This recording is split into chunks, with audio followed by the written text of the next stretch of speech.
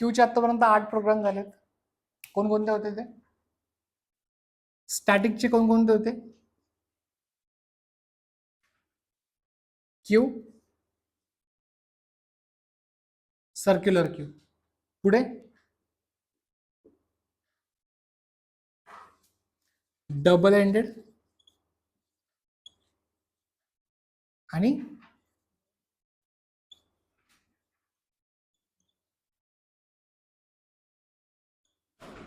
Circular queue. डायनेमिकचे same, queue, circular queue, double ended queue, double ended circular queue. कोणाचे? Dynamic using link list. आजचा 9वा topic आहे priority queue. What is priority? म्हणजे आपल्या कम्प्युटरमध्ये बरेच काम असे असतात बघा की एखादं काम तुम्ही डाउनलोडिंगला ठेवलेलं आहे, बरोबर ना? एखादं छोटंसं काम आहे त्याला तुम्हाला पटकन हवं आहे. मग त्या केसमध्ये असं जर केलं तर समजा एखादी गोष्ट तुम्ही डाउनलोडिंगला ठेवलेली आहे, त्याला 5 तास लागणार आहेत, पण इमिजिएटली तुम्हाला एक छोटीशी प्रिंट द्यायची आहे. कम्प्युटर तुम्हाला असं म्हणेल का की 5 तासानंतर तुम्हाला मी प्रिंट काढून देतो? का? तुमचं छोटंसं काम आहे ना, तुमचं इमिजिएटली होऊ शकतं ना. मग तुमच्या ज्या प्रिंट काढायची प्रायोरिटी काय ठेवता तुम्ही? जास्ती. आता कम्प्युटर ओएसचाच मेकॅनिझम त्यांनी असा केलेला आहे की छोटी मोठ्या कामांना प्रायोरिटी नेहमी जास्त मिळणार आहे. क्लिअर? किंवा जी विंडो तुमच्याकडे सध्या ओपन आहे त्याला जास्त प्रायोरिटी मिळणार आहे, मागचं काम जरासं स्लो केलं जाईल. तर मी जसं तुम्हाला विचारलं ऍप्लिकेशन्स काय आहेत क्यूचे, तर सगळ्यात मोठं ऍप्लिकेशन काय माहिती का, की तुमच्या ऑपरेटिंग सिस्टीमची जी कामं चालू आहेत ना, ती बऱ्याच केसमध्ये क्यू मध्ये असतात. कोणती? जे तुम्ही दिलेली असतात ती. समजा मला एखादी गोष्ट डाउनलोड करायची, मला एक फाईल दुसऱ्या फाईलमध्ये कॉपी करायची, मला बॅकग्राऊंडला म्युझिक प्ले पण करायचं आहे, मला एखादी गोष्टीची प्रिंट आउट पण काढायची. ओके, जेव्हा मी प्रिंट आउट काढायला जाईल ना, ते काम खूप छोटं आहे. कम्प्युटरला माहिती मला फक्त एक छोटासा पॉईंट लागणार ते काम करायला, तर कम्प्युटर त्याला हायेस्ट प्रायोरिटी देतो. बरोबर आहे? सो मला क्यू असा डिझाईन करायचा आहे. दोन्ही पद्धतीने करतो मी, स्टॅटिकनी पण करतो आणि डायनेमिकनी पण करतो. मला स्टॅटिकचा क्यू असा हवाय, आपण असं करूयात की मॅक्स क्यू घेऊयात. म्हणजे माझी व्हॅल्यू जर मोठी असेल माझ्या क्यू एलिमेंट मध्ये, तर मी ती सगळ्यात पहिल्यांदा टाकणार. कंडिशन बघा कशी आहे. हा माझा क्यू आहे, मॅक्स किती असेल? मॅक्स किती आहे?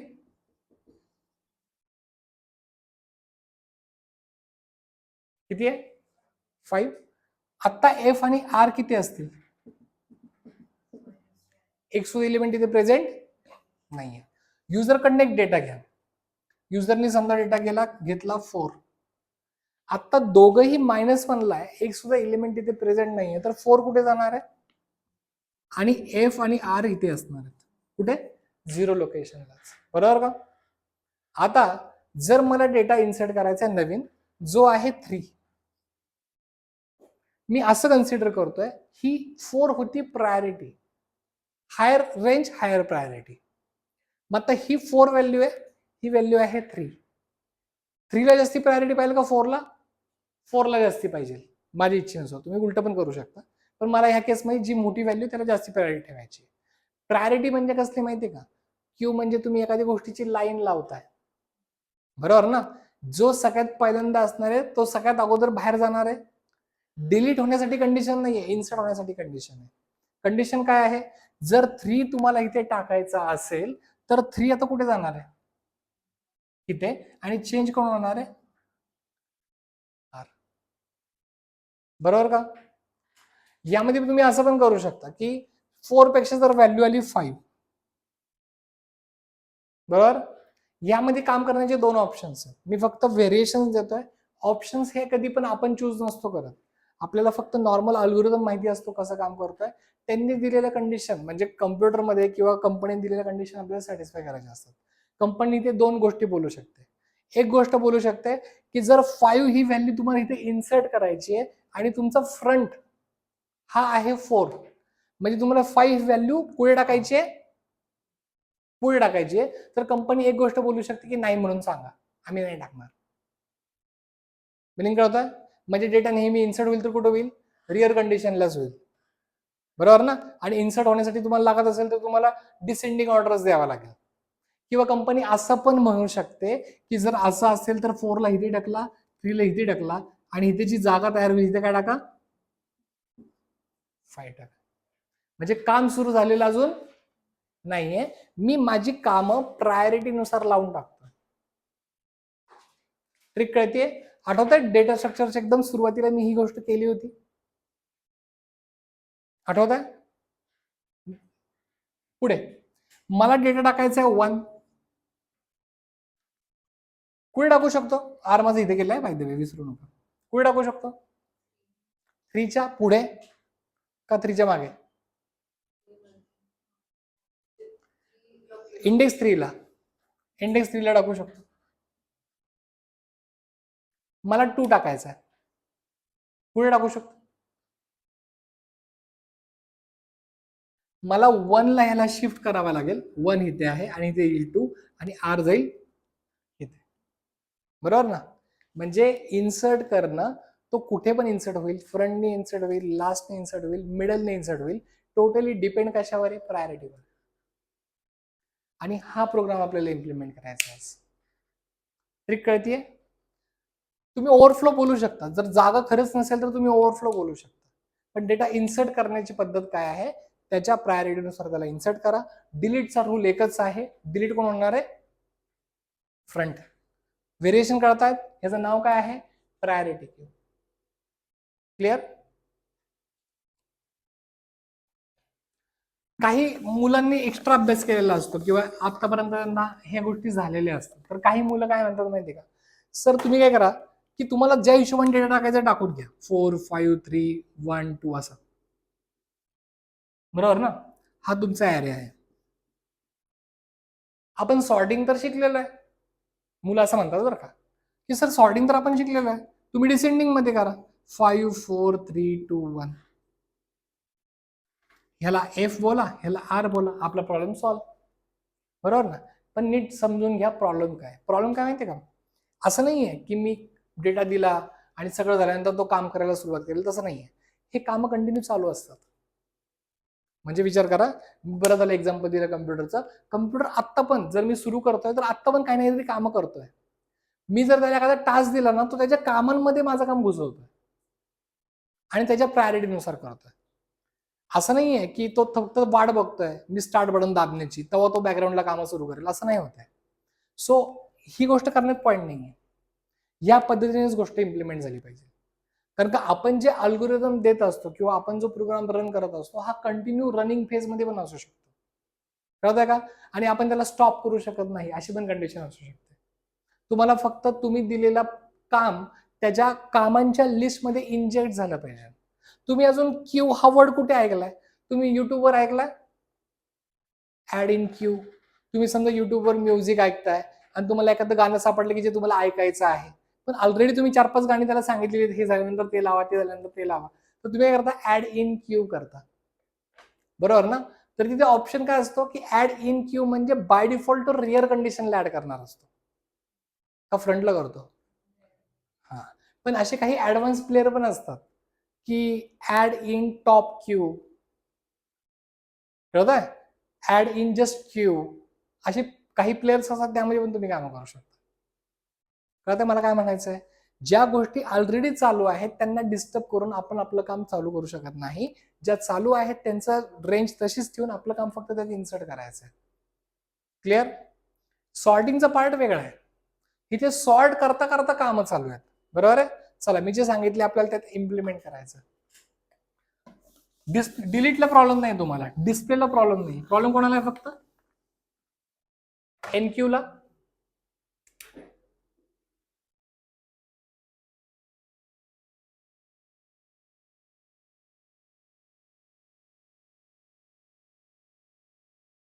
मॅक्स 5 से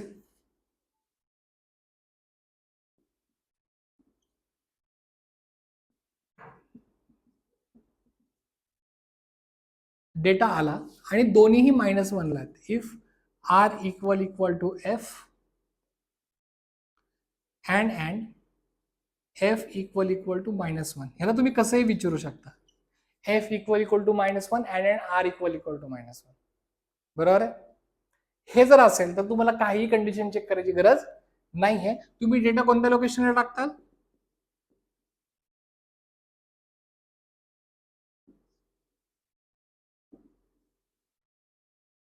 कोणत्या लोकेशनला जाणार डेटा?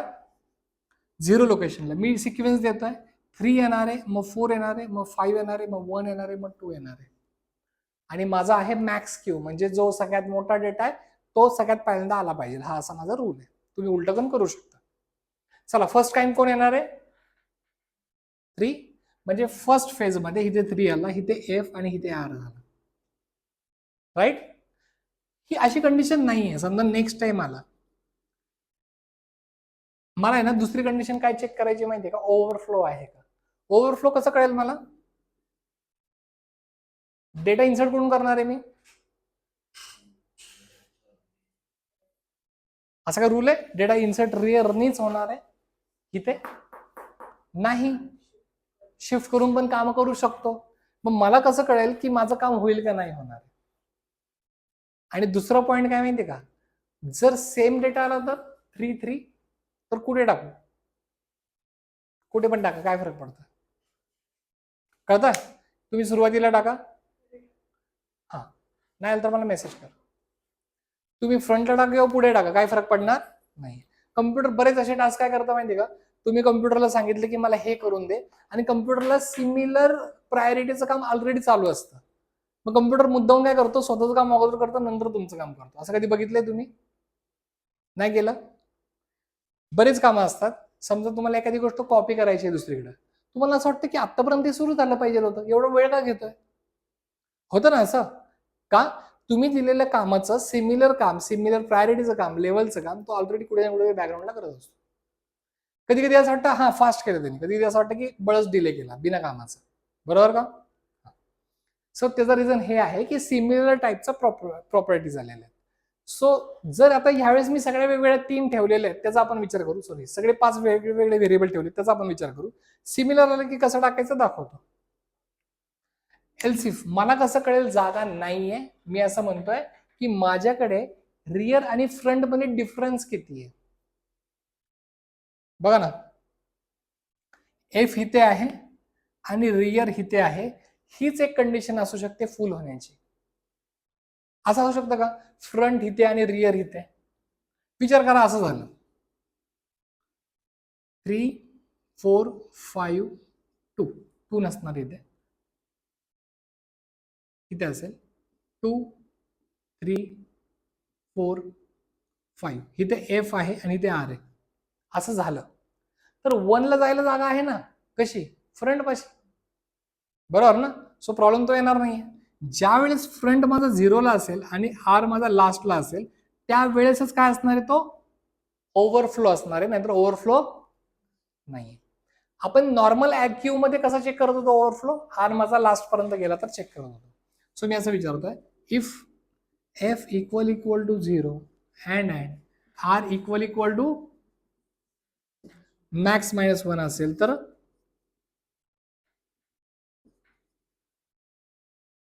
ओव्हरफ्लो. बरोबर का? चला, सगळ्यात टफ टास्क इथपर्यंत आलेला आहे. What is the meaning of else?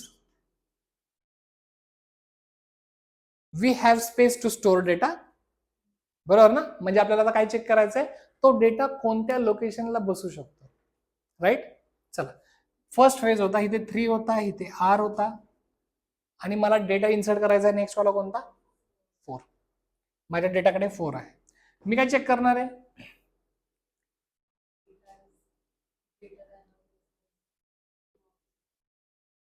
असं मी चेक करू शकतो, क्यूच्या आर मध्ये डेटा जो आहे तो लहान आहे का, नाही मोठा आहे का? मोठा आहे का कोणापेक्षा? तुमच्या डेटापेक्षा.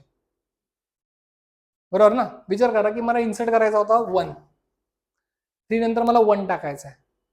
हा मोठा आहे 1 पेक्षा? कुठे? आर पेक्षा. मी एफ नाही बघत आहे, आर पेक्षा. तर 1 ला टाकून द्या, प्रॉब्लेमच संपला. क्लिअर? मी मुद्दाम इथे 2 व्हॅल्यूज ठेवतो. चला बघा, इफ तुमचा जो डेटा आहे तो लहान आहे का क्यूच्या आर पेक्षा.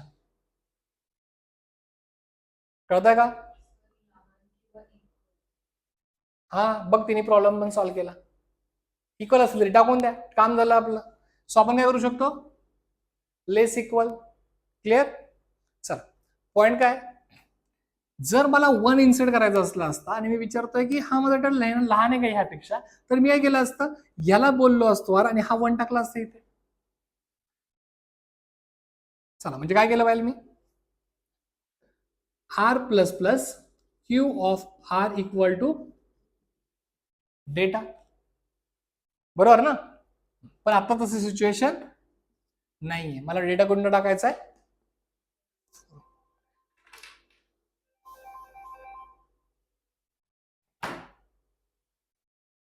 पुढे. मी एल्स मध्ये काय लिहू मग, ह्याचा मिनिंग आहे आपण इमिजिएटली लास्टला डेटा टाकू शकत नाही. मग मी असं विचारू का की माझा डेटा जो मला टाकायचा आहे तो फ्रंट पेक्षा मोठा आहे का. मी आपण बघा लिंक लिस्टचा प्रोग्राम केला, ऍड लास्ट केला अगोदर, ऍड फर्स्ट अगोदर केलं, नंतर ऍड रॅन्डम केलं. आधी मी पॉझिटिव्ह विचार करणार, माझा काम जेवढं इझिली होत आहे. सो हा मी ऍड लास्टचा ट्राय केला, ऍड फर्स्टचा कसा ट्राय करू, माझा डेटा मोठा आहे का कोणापेक्षा, क्यूच्या आर काय एफ, एफ पेक्षा आहे मोठा, आहे ना, आहे की नाही आहे. मग मी काय करणार माहिती का, ह्याला शिफ्ट करून टाकणार पुढे. मी इथे का गेलोय, माझ्याकडे जागा आहे म्हणून गेलोय, बरोबर ना. आता मी इथे गेलो तर मला टेन्शन नाहीये, जागा नाहीये असं, बरोबर. मग मला एक असं फंक्शन हवंय की जो काय करेल, सगळ्यांना मी सांगेल त्या लोकेशन पासून सगळ्यांना पुढे पुढे शिफ्ट करून देईल. म्हणजे बघा, मी त्या फंक्शनला 1 जर पाठवलं ना, तर तो काय करेल माहितीये का, सगळ्या पुढच्या प्रोग्रामला 1 पर्यंत शिफ्ट करून देईल. म्हणजे एक्झाम्पल ह्या केसमध्ये मी पाठवणार आहे 0, तो काय करेल माहितीये का, ह्या 0 एलिमेंटला इथे टाकून देईल. म्हणजे मी एक वेगळं एक्झाम्पल देतो, समजा हे असं 3498 आणि मी डेटा पाठवला 01234, मी डेटा पाठवला 2, तर तो काय करेल माहिती का, 2 ची जागा मला खाली करून देईल. असं फंक्शन हवं आहे मला. कसं, 8 ला टाकेल इथे, 9 ला टाकेल इथे, इथे 8 येईल, इथे 9 येईल, ही जागा मला मोकळी झाली. मला याचा एक असं फंक्शन हवंय जो मला जागा तयार करून देईल. काय नाव तुझ्या फंक्शनचं, स्पेस मेकर. लिहूयात, पुढे लिहूयात, हे लिहू,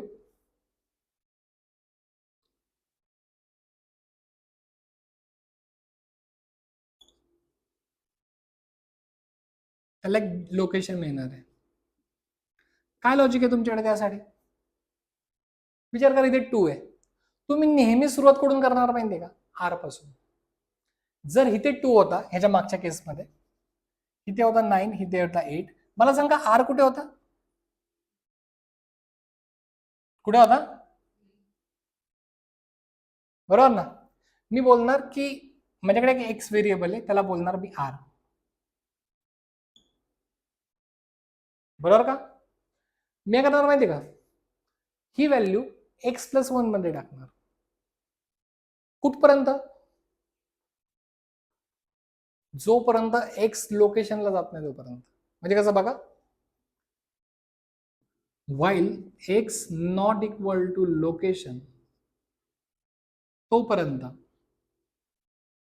q of x+1 equal to q of x, आणि x ला करा मायनस मायनस. चला बघूयात, ही अशी सिच्युएशन आहे, मला 2 जागा खाली करून हवी आहे.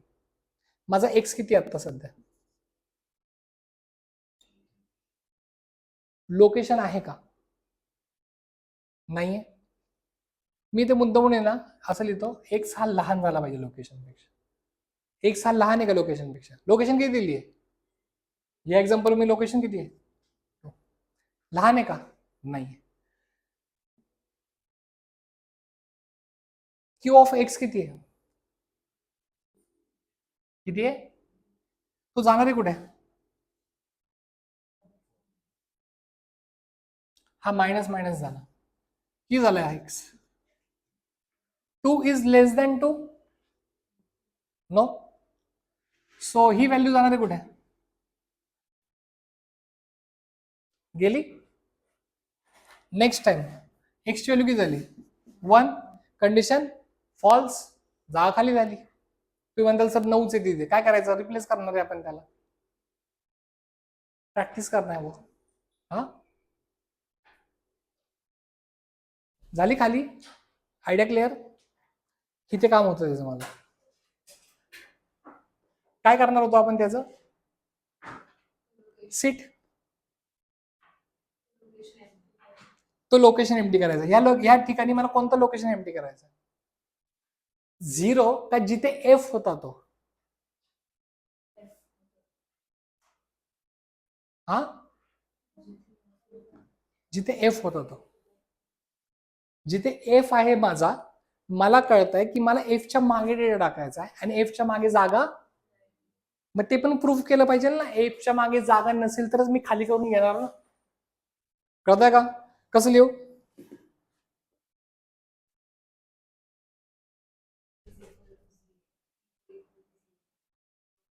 If F is greater than 0, if F is greater than 0 म्हणजे एफच्या मागे जागा आहे. म्हणजे मी इथे एल्सिफ मध्ये लिहिणार आहे, डेटा ग्रेटर असेल, if F is greater than 0, तर माझं काम खूप सोपं आहे. एफ ला मायनस मायनस करा आणि क्यूच्या एफ मध्ये काय टाका, डेटा टाका. पण हे असं नसेल तर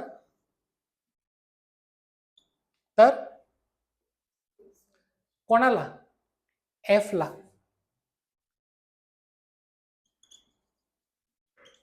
स्पेस मेकर, एफ झाली स्पेस खाली, Q of F equal to data, right. हा क्लोज झालेला आहे, हा वाला पार्ट. आपण ऍड फर्स्ट केलं, ऍड लास्ट केलं, कोणती गोष्ट राहिली, काम खूप सोपं आहे. डेटा घ्यायचा, तो डेटा इथे कोणती व्हॅल्यू येणार आहे 3, इथे कोणती येणार आहे 4. किती सोपं आहे बघा. 5 मिळाला, तो मोठा आहे ह्यापेक्षा, खाली कोणती जागा करून देईल तो 0, म्हणजे 4 येणार आहे इथे, 3 येणार आहे इथे, इथे काय येणार आहे या हिशोबाने. नेक्स्ट टाइम कोण आहे 1, डिरेक्टली इथे बसेल, आर येणार आहे इथे. नेक्स्ट टाइम कोण येणार आहे, फक्त मला लोकेशन शोधायची की कुठे जाऊन बसू शकतो तो. बघा मी आय इटरेशन लावतोय, मी काय बोलणार आहे, जोपर्यंत हा मोठा आहे कोणापेक्षा 2 पेक्षा, तोपर्यंत काय करत राहा, पुढे पुढे करा. 5 is greater than 2, 4 is greater than 2, 3 is greater than 2, 1 is greater than 2. म्हणजे माझा आय थांबलं कुठे, ती जागा खाली करा. ती जागा खाली केली म्हणजे 1 कुठे जाणार आहे इथे, आणि इथे किती येणार आहे, येईल अप्लाय करता, येईल लिहिता, ट्राय करायचं. हा परफेक्ट, हे इथपर्यंत जर दिलेलं आहे, फक्त तुम्हाला एल्स लिहायचं आहे इथे. एल्स म्हणजे तुम्ही रॅन्डमला ऍड करताय, कळताय. ट्राय करून घ्या, मी चेक करतो, नाही जर बरोबर वाटलं तर मी लिहून देतो. लगेच करा, मी आलो 5 मिनिटात.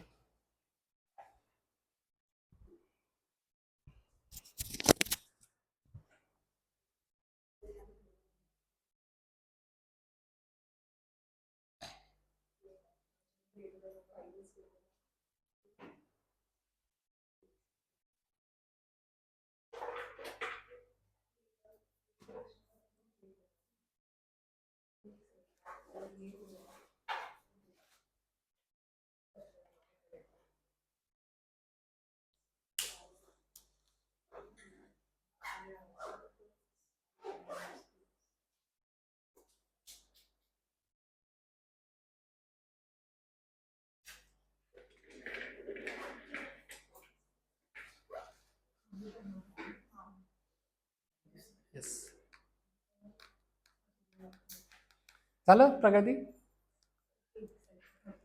चला परत एकदा रिवाइज करूयात. आपल्याला डेटा इन्सर्ट करायचा आहे प्रायोरिटी वाईज, ज्याची जास्ती व्हॅल्यू त्याची हायेस्ट प्रायोरिटी. सिंपल आहे. जर माझ्या रिअरला डेटा जो आहे तो मला जो इन्सर्ट करायचा आहे त्याच्यापेक्षा छोटा असेल, सॉरी मोठा असेल, म्हणजे मला इन्सर्ट करायचा आहे 1 आणि रिअरला आहे 3, तर मी डिरेक्टली रिअरला डेटा इन्सर्ट करू शकतो, बरोबर ना. मला जो झालं, मी चेक करतो. मला जो डेटा इन्सर्ट करायचा आहे तो माझ्या फ्रंटपेक्षा लहान आहे, तर मी डेटा कुठे इन्सर्ट करू शकतो? फ्रंटला. इमिजिएटली फ्रंटला डेटा इन्सर्ट करण्यासाठी बाकीच्यांना मूव्ह करावा लागेल, तर त्यासाठी माझ्याकडे कुठली जागा आहे, कुठलं फंक्शन आहे? Space maker. त्या फंक्शनमुळे खूप इझी झालं आपलं लॉजिक. चला इथे आपण येतो, ह्याचा मिनिंग काय?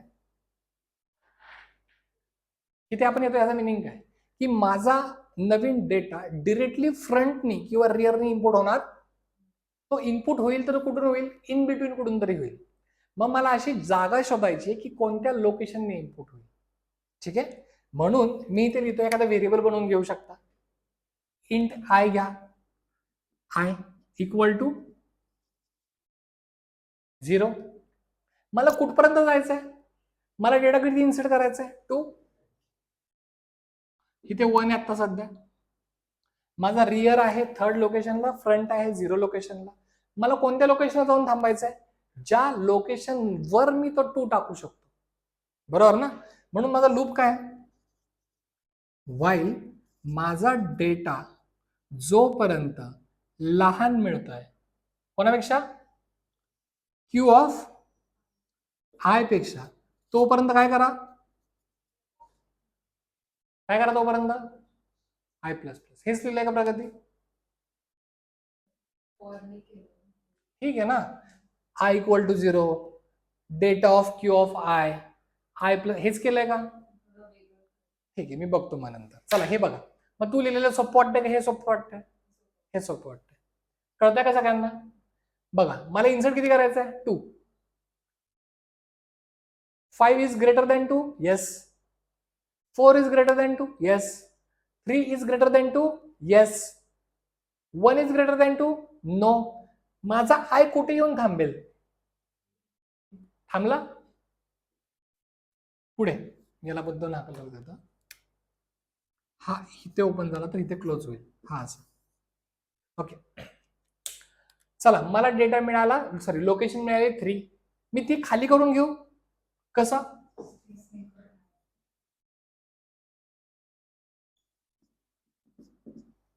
म्हणजे झालं काय? हा इथे गेला, बरोबर ना. आता स्पेस मेकर मध्ये एक छोटीशी गलती होती. काय होती माहितीये का? जर स्पेस मेकर पुढे जातोय ना, तर काम झाल्यानंतर आरला काय करा,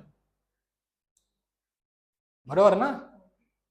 म्हणजे आर इथे गेला पाहिजे, इथे आला 1, बरोबर. आणि इथे आता मी काय टाकू? Q of I equal to, that's it. झालं काम माझं.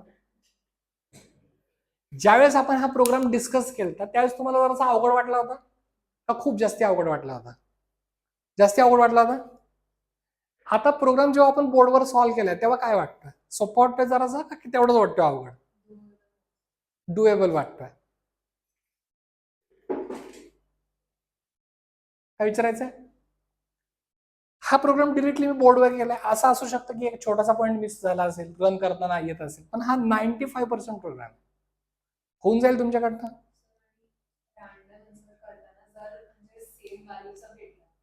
तर मॅच होतोय ना. हा, रॅन्डम इन्सर्ट करताना सेम व्हॅल्यूचा मिळाला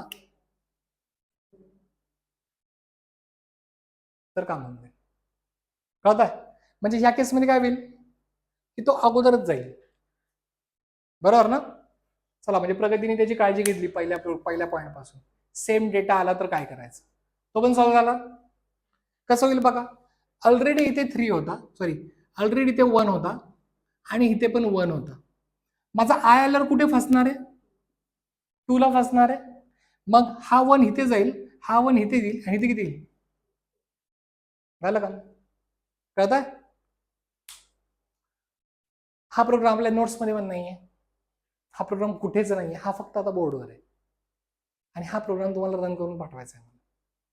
तुम्हाला नोट्समध्ये प्रोग्राम ठेवले तुम्ही खूप कॅज्युअल घेता. मी बरेच प्रोग्राम नोट्समधनं काढणार पण. सो आधीच तयारी करून ठेवा तुमच्याकडे. लिहायचा का फोटो काढायचा तुम्ही ठरवा. लिहून घ्या नीट, काय हरकत नाही. काय वाटतं तुम्हाला की हा प्रोग्राम स्टॅटिक क्यू मध्ये करणं सोपं असेल का डायनेमिक क्यू मध्ये करणं सोपं असेल?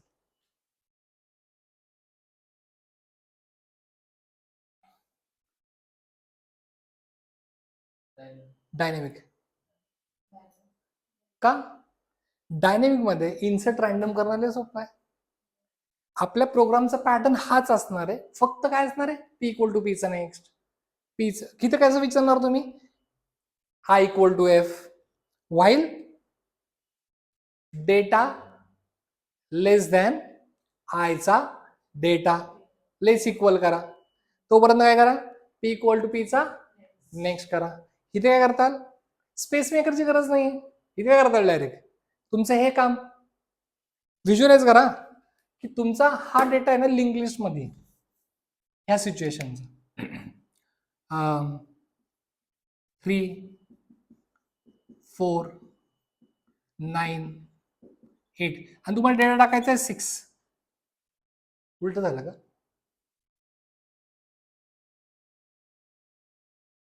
5 4 1 0 असं आहे आणि तुम्हाला टाकायचं आहे 3. तुमचा पी थांबणार कुठे? इथे का इथे? 5 पाशी का 1 पाशी? किती थांबणार आहे? तुम्हाला डेटा किती टाकायचा आहे? कसं? तुमचा डेटा हा लहान आहे का ह्यापेक्षा? उलट विचारणार आहे, हा डेटा लहान आहे का ह्यापेक्षा? आपण तसंच विचारतोय ना, क्यू ऑफ आय चा डेटा मोठा असला पाहिजे आणि तुमचा डेटा लहान असला पाहिजे. जर लहान असेल तुमचा तर पुढे जायचंय तुम्हाला, बरोबर ना? मग लहान असेल तर पुढे जायचंय, लहान असेल तर, लहान नसेल तर थांबायचंय. म्हणजे तुम्ही थांबणार कुठे आहे? तर ही ट्रिक आहे, 1च्या पुढे नाही टाकायचं आहे, 1च्या मागे टाकायचं आहे. मग तुमचं काम सोपं व्हावं म्हणून तुम्ही डबल वापरताल का सिंगल वापरताल? डबल वापरताल, बरोबर ना? पण मी म्हणतो सिंगलनी पण होईल. तुम्ही इथे काय विचारणार माहितीये का, डेटा लहान आहे का क्यूच्या डेटा नेक्स्टच्या डेटापेक्षा? कळतंय का? हा, पण तुम्ही डबल वापरा, तुम्ही डबल मध्ये कम्फर्ट असेल तर काही प्रॉब्लेम नाही. काय करा, पी तुमचा इथे आला, तुम्ही मागे ऍड करा. काय लॉजिक आहे तुमचं? पी हा ह्याला क्यू बोला. कसं? क्यू इक्वल टू पीचा प्रिव्हियस, नवीन आर तयार करा, त्यामध्ये डेटा टाकून द्या. क्यूचा नेक्स्ट, आरचा नेक्स्ट, पीचा प्रिव्हियस, आरचा प्रिव्हियस. कोणाला स्वतःहून इम्प्लिमेंट करता येईल? कॉन्फिडन्स वाटतोय? हा कॉन्फिडन्स ठेवायचा आहे. जेवढे तुम्ही कॉन्फिडेंटली प्रोग्राम सॉल्व्ह करताल डीएसएचे, नंतर भीती नाही वाटणार. कळतंय? हा प्रोग्राम खूप सिम्प्लिफाय केलेला आहे, आज ट्राय करा, काय प्रॉब्लेम आहे? क्लिअर? ह्या टाईपचे मी हा प्रोग्राम काही समजतो. हा प्रोग्राम का नाही म्हणजे नोट्समध्ये, कारण का हा टाईपच नाही आहे. पण ह्या टाईपचे क्वेश्चन्स इंटरव्ह्यूमध्ये, हॅकर रँकमध्ये, लीड कोडमध्ये, कंपनीच्या इंटरव्ह्यूमध्ये खूप टाईपचे येतात. प्रायोरिटीनुसार अरेंज करा, असं करा, तसं करा. म्हणून ह्या टाईपचं एक कॅटेगरीज मी बनवली आणि मुद्दाहून हा प्रोग्राम 3-4 झाला बॅच घेतोय मी हा प्रोग्राम, पण हा प्रोग्राम नोटमध्ये नाही टाकलेला. असं पण होऊ शकतं की अजून 3-4 प्रकारचे क्यूज आहेत जे येत आहेत, पण तुमच्या परफॉर्मन्सवर ते मी घ्यायचंय की नाही घ्यायचंय. सो हा करून दाखवा, मला जर वाटलं की हा तो पण घेऊ तर मग तो पण घेईल. कळतंय? म्हणजे किती क्यू झाले? 10. असे पण बॅचेस आहेत की ज्यांनी 16 क्यू केलेले. ओके, म्हणजे ज्या स्टँडर्ड टाईप नसतो ते पण घेतलं जातं, पण तुम्ही केलं पाहिजे. हा करा. आपण रिकर्शनचा पार्टवर येतोय लगेच नाही, उद्याच्या लेक्चर पासून आपल्याला रिकर्शनचे हेवी प्रोग्राम्स करायचे. ट्री आणि ग्राफ येतोय समोर. ट्री आणि ग्राफ झाल्यानंतर सर्चिंगचे प्रोग्राम, सॉर्टिंगचे प्रोग्राम्स येणार आहेत रिकर्शन. म्हणजे येणारे हिथनं पुढचे 15 दिवस पूर्ण रिकर्शनच असणार. आणि पुढच्या सगळ्या प्रोग्रामपेक्षा सगळ्यात प्रोग्राम इझी आजचा आहे. सो आजचे प्रोग्राम नीट करा, छान कॉन्फिडन्स येईल, छान वाटेल तुम्हाला. मग आपण उद्यापासून तो पार्ट सुरू करू शकतो. कळताय मी काय म्हणतोय? उद्या आपण हिचं प्रॅक्टिकल ठेवतोय. ज्या दिवशी मी बोलतो ना प्रॅक्टिकल, त्या दिवशी तुम्ही काय बोलता? असं मी एक शेवटचा चान्स देतो उद्या. जर उद्या परत असं झालं तर तुमचं प्रॅक्टिकलच होणार नाही, रोज लेक्चर होईल. कळतंय? घ्या करून. काय निराली